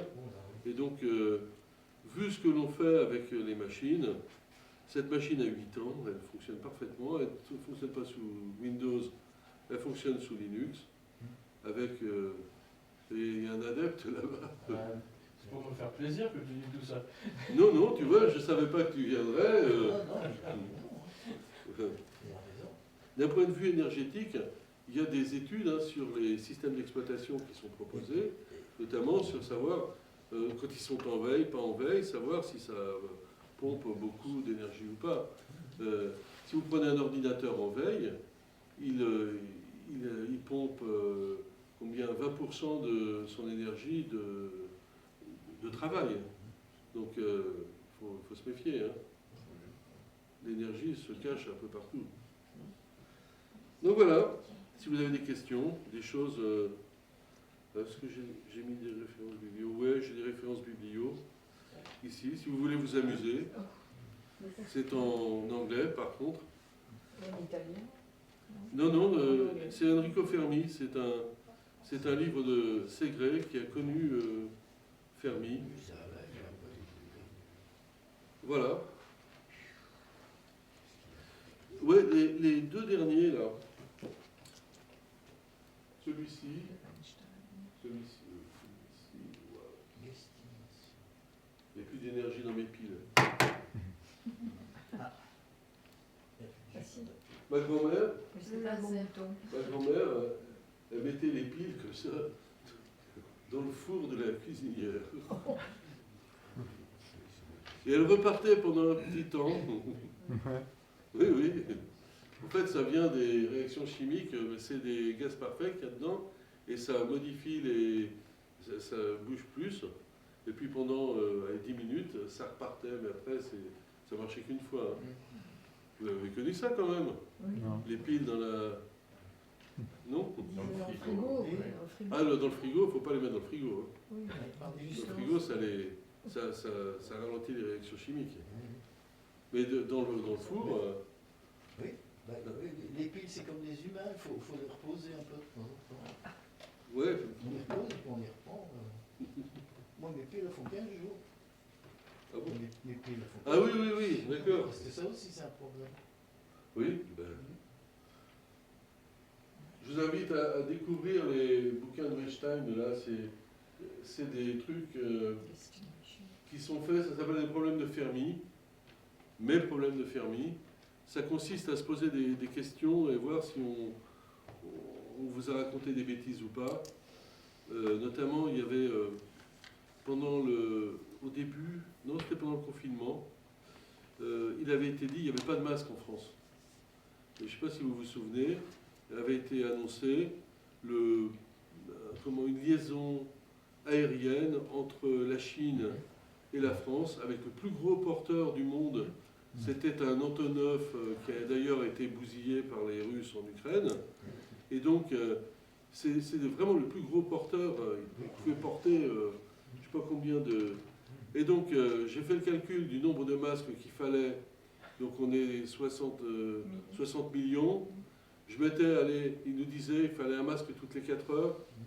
Donc, j'ai dit, on ne va pas masquer tout le monde. Hein. Tout le monde n'est pas Zorro. Et donc, je prenais 30 millions de masques toutes les 4 heures. Uniquement quand les gens sont en éveil. Ça faisait par semaine un nombre de masques, on peut calculer. Et puis, j'avais été voir la taille d'un paquet de masques compactés. Et j'ai regardé le volume. C'était pas tellement le poids, hein, c'était le volume. Et l'Antonov, il ne fonctionnait pas. Hein. Il en aurait fallu 4 ou 5. Et donc en disant, oui, avec une rotation par semaine, ça ira. Non, c'était bidon. Pareil, quand il s'est agi le gouvernement a annoncé que les Français seraient vaccinés en leur totalité au bout de 2 ou 3 mois. Alors j'ai dit, bon, ok, je suis allé faire la queue comme tout le monde, et puis j'ai compté le temps nécessaire pour vacciner une personne.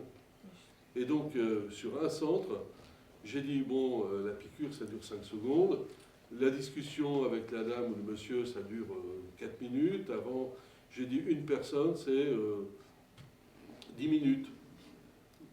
Dans le centre de vaccination, il y avait 5 personnes. Bon, j'ai dit, voilà, il y a 5 personnes toutes les 10 minutes, ça fait tant. Eh bien, pour vacciner sur un centre de vaccination, il fallait 2 siècles.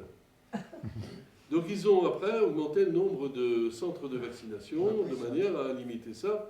Mais il a fallu 8 mois, 1 an pour vacciner. Donc, ce qui était annoncé, c'était bidon. J'en ai pas parlé, mais je garde tout ça pour moi.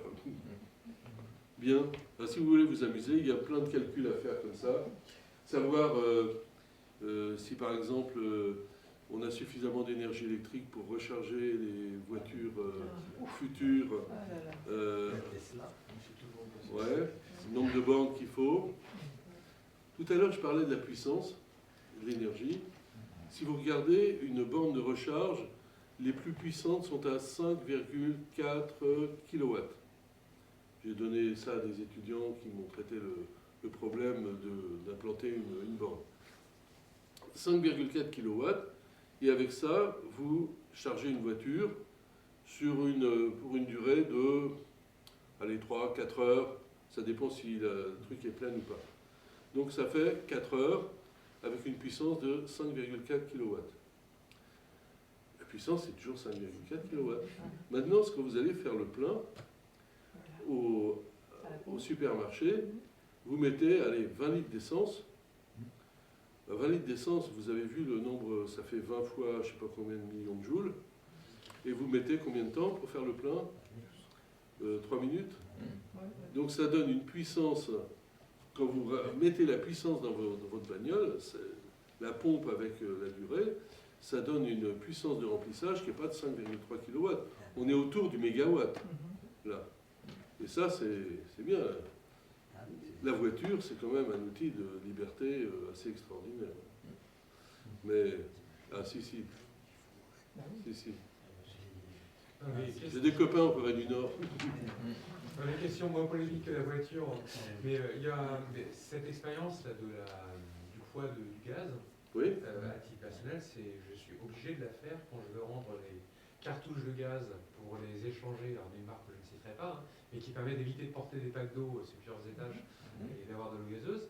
Et c'est le seul moyen de savoir si effectivement elle est revenue à l'équilibre de la pression ambiante ou pas, c'est de la mettre sur la balance.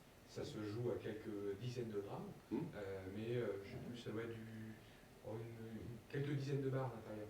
C'est peut-être pas si énorme. Et dans ce cas-là, on a bien le poids de l'air condensé et qui est vif à l'intérieur.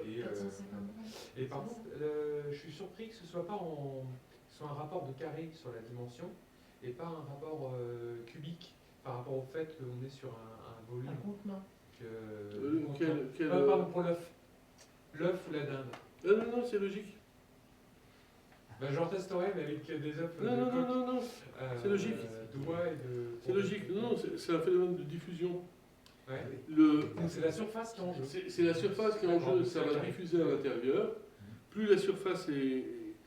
Donc ça varie en L2. Oui, Ouais. oui, oui, c'est. Oui, bon, ça, enfin, Mais intuitivement, la mauvaise ça- intuition fait penser plutôt au volume. Et donc, je comprends pourquoi les rôtis sont régulièrement grillés. Mais si on regarde le. Il y a un facteur, si on prend un œuf de poule et un œuf d'autruche, l'œuf d'autruche, il a une masse, donc un poids, qui est 4 à la puissance. Alors 4 L3, donc ça, 4 x 4, 16, 4 x 16, 64. L'œuf d'autruche, dans un œuf d'autruche, il y a 64 œufs de poule. Eh oui. Oui, oui, oui. La quantité, proportionnellement, elle est énorme. C'est pour ça que... Oui, oui, il y a 64 œufs de poule dedans. Oui, Mais si des étudiants doivent faire expérience, mieux leur conseiller des œufs de poule et de caille, de caille. ou de caille. Mais c'est Oui, peu oui. raisonnable, parce qu'un œuf d'autruche, il faut être nombreux pour le manger. Avec des mouillettes suffisamment adaptées, c'est bon. Mais c'est dur à casser, hein, un œuf d'autruche. Il faut un bon marteau. Oui, ah bah oui, c'est ça. Non, non,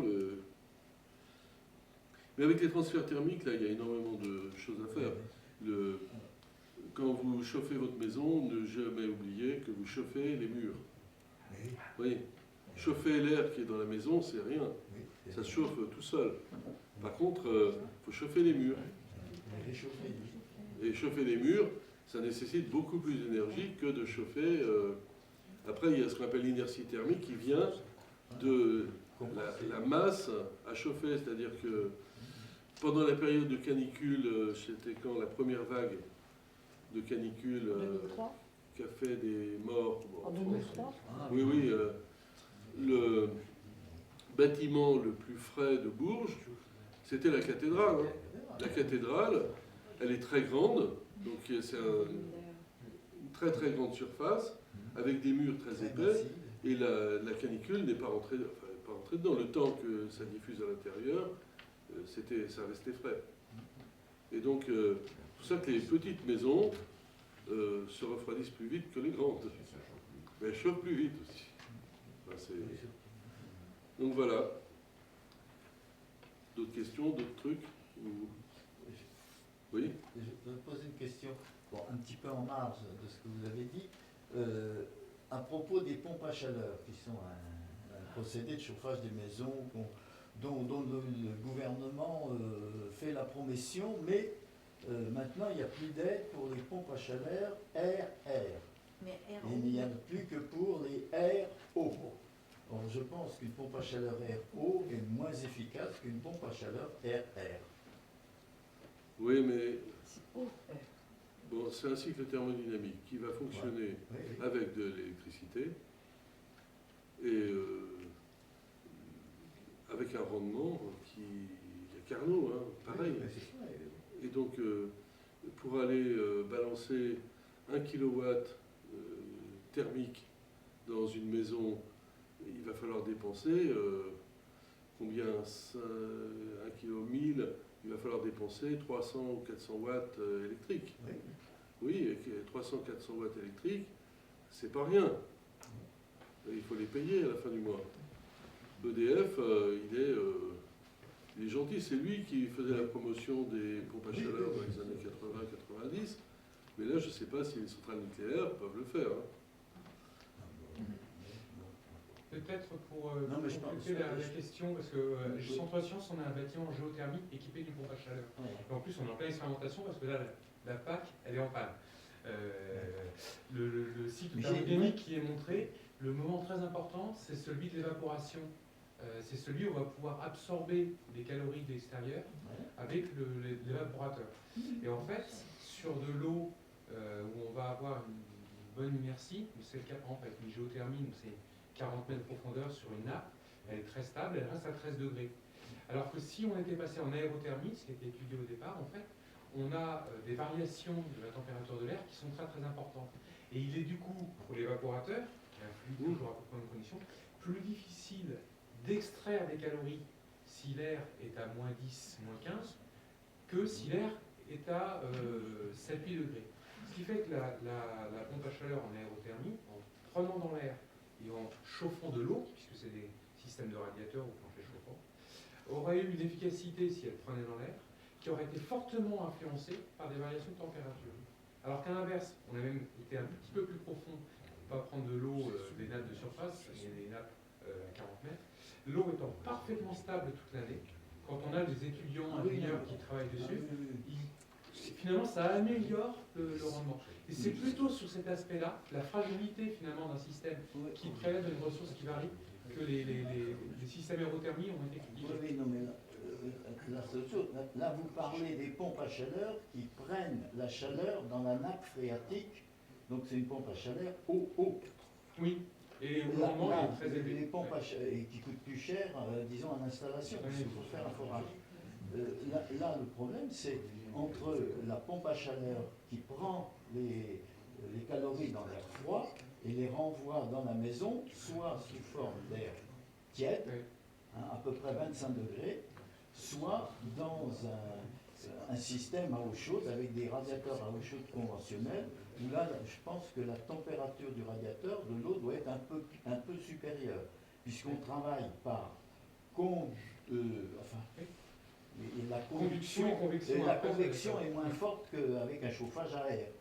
Mais si votre remarque, c'est de dire que les deux devraient être Oui. blâmés et non remboursés, vous avez certainement raison, mais je crois qu'en France, on est très très peu, parce qu'on a longtemps, je le sais par un parcours d'architecte avant, on a longtemps remboursé la couverture de survie comme système d'isolation en toiture. Et quand on regarde précisément, on n'a qu'un seul type de transfert d'énergie qui est réfléchi, c'est le radiatif, parce que en termes de conduction, par exemple, vous prenez une couverture sur survie, vous la posez sur vous et vous sentez votre chaleur. En termes de conduction, ça n'a aucun apport. Et ça a dû quand même être soutenu par l'État et les différents pendant très très longtemps remboursement, avant que l'ADEME dise bon, si on regarde un peu au niveau de la physique, il n'y a aucun intérêt à avoir juste un petit film. Il faut emmagasiner de l'air, le stocker, l'immobiliser. Et c'est là où on améliore, et notamment les toits, parce que la chaleur part par le haut. Mais je vous déconseille de venir visiter le siège de surface en ce moment. On est obligé d'utiliser des ventilateurs pour compenser une température à 12-14 degrés pendant le temps d'attente. Donc tout le système a ses failles.